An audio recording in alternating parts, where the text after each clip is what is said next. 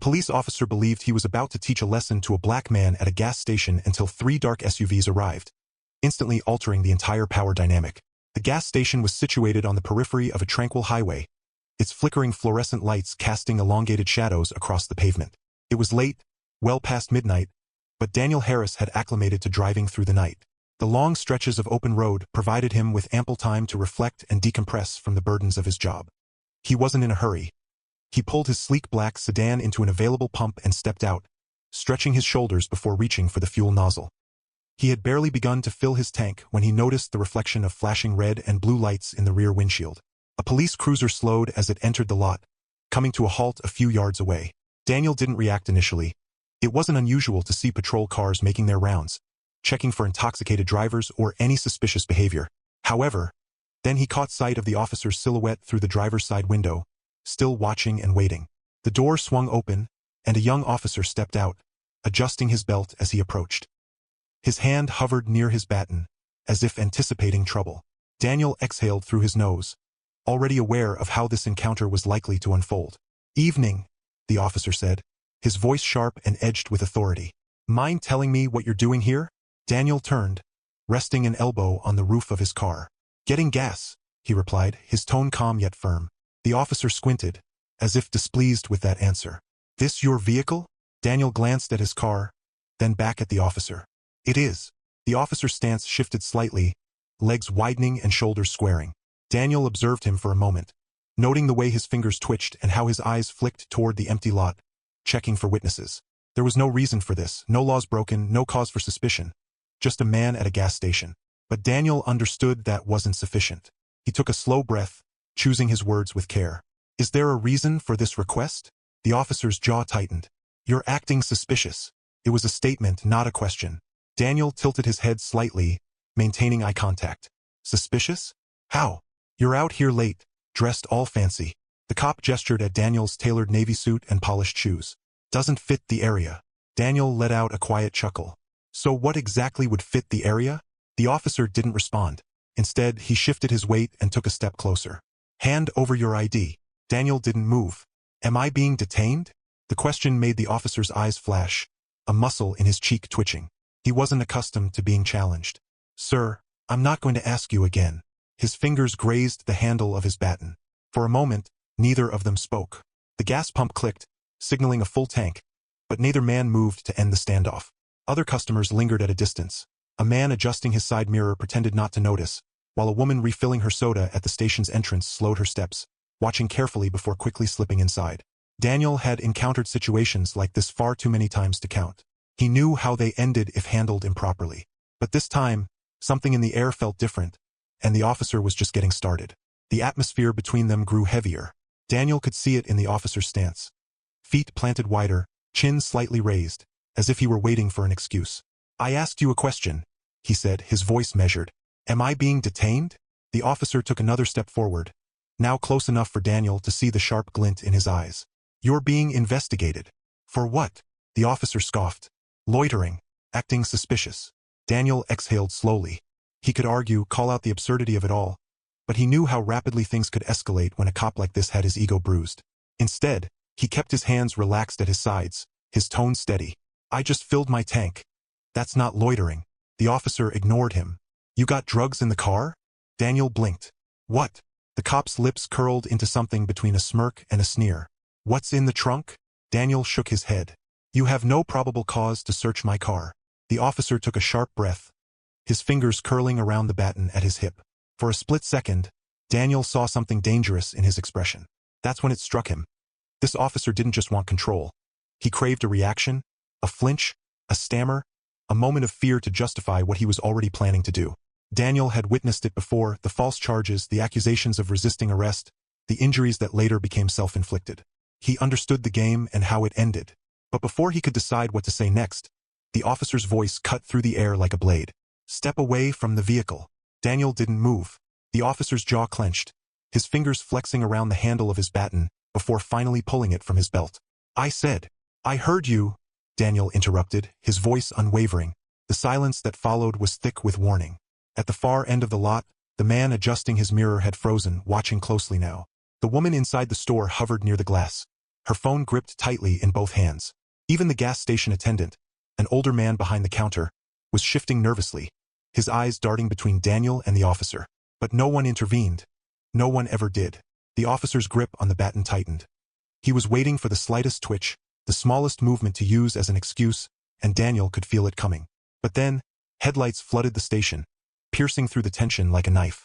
The sudden illumination washed over the gas station, casting long shadows across the pavement. The officer flinched, his grip tightening on the baton. Daniel didn't turn. He didn't need to. He could already sense the shift in the air. Engines rumbled as the dark SUVs rolled to a slow, deliberate stop near the gas pumps, tinted windows and blacked-out rims. These weren't ordinary vehicles. For the first time since the encounter began, Daniel saw uncertainty flicker across the officer's face. Inside the gas station, the woman by the window pressed her phone tighter in her hands, her eyes darting between Daniel and the SUVs. The man at the far end of the lot, who had been pretending not to see, now fully turned in his seat, watching. Even the attendant behind the counter stood a little straighter, his hands hovering near the register as if preparing for something to unfold. The officer's gaze snapped back to Daniel, suspicion clouding his expression. "Who the hell is that?" Daniel didn't answer. The SUV doors swung open in near unison, the unmistakable click of dress shoes against the pavement following. The men who stepped out were sharp, well-dressed, and clean-cut, moving with quiet precision. But it wasn't just the suits. It was the way they carried themselves, straight backs, unwavering focus, earpieces discreetly tucked behind their ears. The officer's entire posture shifted, his confidence wobbling just slightly. He wasn't foolish. He recognized the stance, the controlled movements, the type of people who didn't walk into a situation but entered it with purpose. His eyes flickered between them and Daniel, trying to piece it together. Then one of the men, a tall figure with salt and pepper hair and a no-nonsense expression, stepped forward. He didn't even glance at the cop. "Sir," the man said, his voice cool and professional. "Are you all right?" He was speaking directly to Daniel, ignoring the officer completely. The shift was immediate. The officer stiffened, his grip on the baton loosening ever so slightly. He took a half step back, clearing his throat. "What's going on here?" The agent didn't respond. Instead, two more men from the SUVs took position near Daniel's car, their eyes scanning the scene, reading the moment like trained professionals. The officer swallowed hard. Daniel, still calm, met the cop's gaze. "I was just explaining my rights to him." The words were simple, but they landed like a hammer. For the first time, the officer hesitated. The baton at his side now felt like dead weight. The authority he had wielded moments ago was slipping away, but he wasn't ready to back down just yet. Not until he knew exactly who he was dealing with. The officer's fingers twitched near his baton, but he didn't lift it. Not now, not with three men in tailored suits standing between him and Daniel. His breathing had changed, less controlled and a little shallow. He was outnumbered, outmatched, and worst of all, he could feel it. One of the agents took a slow step forward, hands relaxed at his sides, but his presence carried an unspoken authority, the kind that didn't require raised voices or empty threats, the kind that made things happen. The officer squared his shoulders. "Someone gonna tell me what's going on here?" His voice had lost some of its earlier bite. The agent who had spoken first finally turned to him, leveling him with a calm, assessing look. "And you are Officer Grant, LAPD." The agent nodded once, as if he'd just checked a box on a mental list. "Officer Grant, do you have a reason for detaining Mr. Harris?" The way he said Mr. Harris was intentional and precise. The officer hesitated. He was acting suspicious. The agent's head tilted slightly, unimpressed. "How so?" Grant's mouth opened, then closed again. He had plenty of answers before, but now, under this man's gaze, none of them felt right. He shifted uncomfortably. "I asked for ID," he refused. The agent's expression didn't change. "Is that a crime?" Silence. One of the other agents took out a phone, tapping the screen. The officer caught the movement and instinctively stepped back. What is this?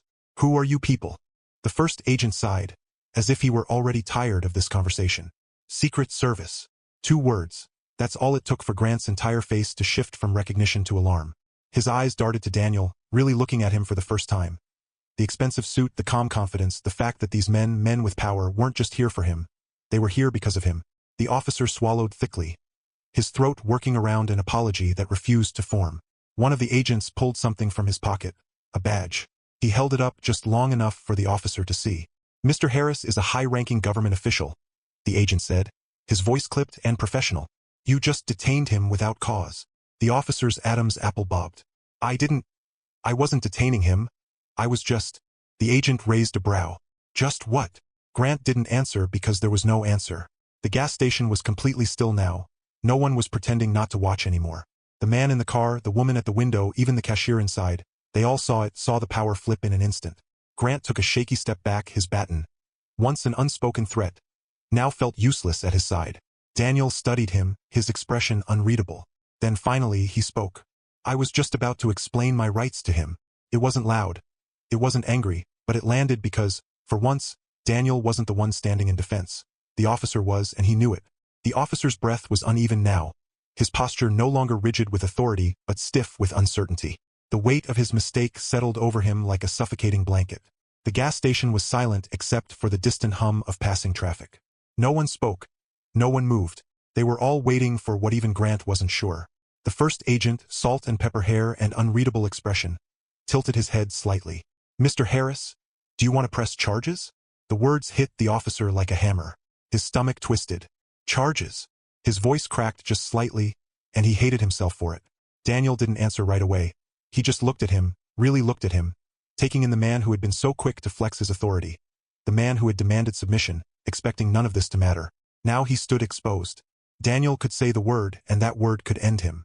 The officer swallowed, his fingers twitching at his sides. His badge felt heavier than it ever had before. He stopped himself, exhaling sharply. His mind was spinning, searching for something, anything, to regain footing. Look, I didn't know who you were. A weak excuse, an admission, though he probably didn't mean it that way. Daniel let out a quiet breath, shaking his head slightly. That's the problem, he said. It shouldn't matter who I am. The officer's face burned. Another agent took a step forward. We have this entire interaction recorded, he said flatly. Dash cams, witnesses, store cameras. Grant's pulse pounded in his ears, his gaze flickering toward the gas station. The woman was still standing by the window. The man in the car hadn't looked away. They had seen everything, and he knew how this would play out if it went public. Suspension, investigations, maybe even worse. The sweat on the back of his neck felt colder now. One of the agents checked his watch, looking at Daniel. Sir. Daniel exhaled, rubbing his jaw for a moment. Then finally he looked back at the officer. You don't get to do this, he said, his voice calm but weighted. Not to me, not to anyone. The officer couldn't hold his gaze. Daniel didn't need revenge. He didn't need to see the officer lose his job to feel justified. The lesson had already been delivered. He stepped toward his car, nodding at the agents. We're done here. The agents didn't argue. They moved with him smoothly, methodically, as if this were routine for them. Grant could do nothing but watch as Daniel opened his car door, slid inside, and pulled away. No sirens, no arrests, no last-minute power grabs.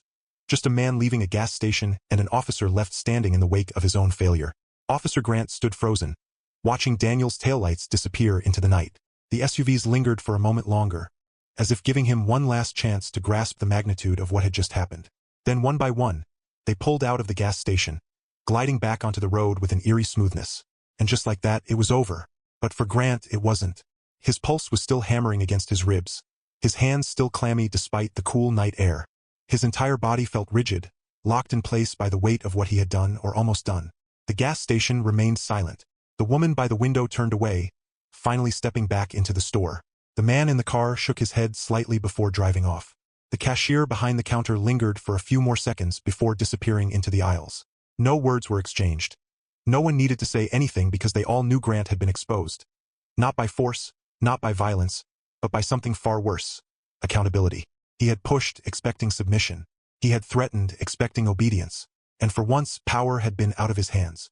The realization sat heavy in his chest. The way Daniel had handled himself, unwavering.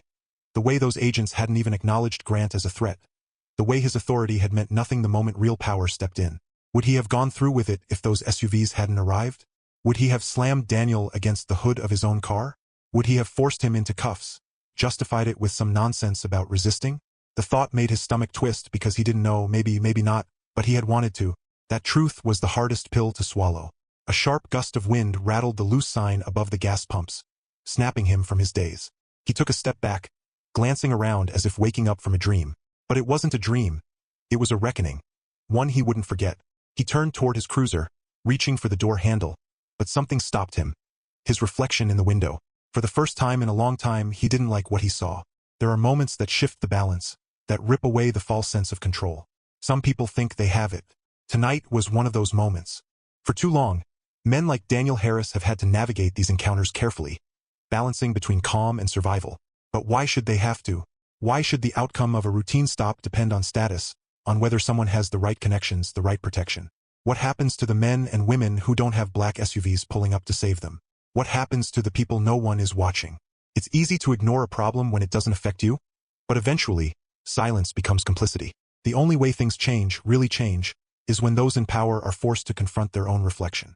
Because once you see yourself for what you truly are, you can't unsee it. If the story made you think, good. But thinking isn't enough. Action matters. Awareness matters. Too many people don't get the chance to walk away like Daniel did. Too many people don't have the privilege of proving their humanity after being treated like a threat. If you believe in justice, in fairness, in a world where who you are matters more than how you look, then make sure to stay informed, speak up, and hold people accountable. Because the next time a moment like this happens, who will be watching? Who will be standing on the right side of power?